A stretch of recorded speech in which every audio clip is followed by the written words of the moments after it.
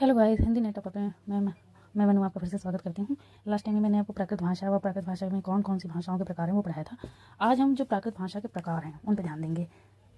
प्राकृत भाषा के प्रकार मैंने आपको बताया था। प्राकृत में पाली प्राकृत, फिर प्राकृत में भी बहुत सारी आपको बताई थी, शौरसैनी, अर्धमागधी, मागधी, पैशाची, महाराष्ट्री। तो हम इनके बारे में थोड़ा थोड़ा जान लेंगे क्योंकि कभी कभी ये मिलान के लिए आ जाते हैं, तो इसलिए बहुत इंपॉर्टेंट हैं।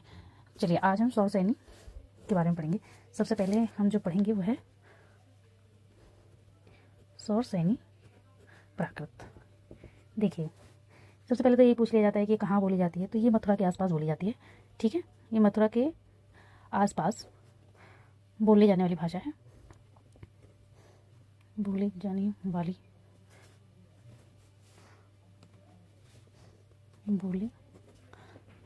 वाली भाषा है। अच्छा, ये मध्य प्रदेश की प्रमुख बोली भी है,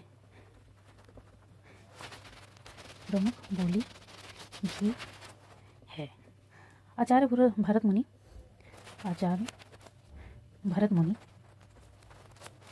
के अनुसार शौरसैनी नाटकों की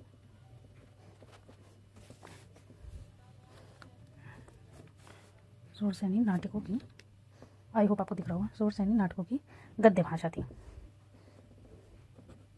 ठीक है, देखिए जो जैन समाज है, जैन समाज आपको पता है, जैन समाज दो वर्गों में विभाजित है। पहला है श्वेतांबर, दूसरा है दिगंबर। तो जो दिगंबर जैनाचार्य हैं, दिगंबर जैनाचार्यों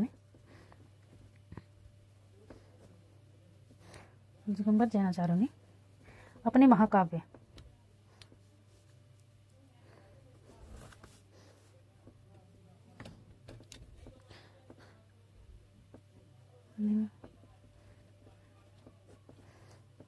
की रचना शौरसैनी में ही की।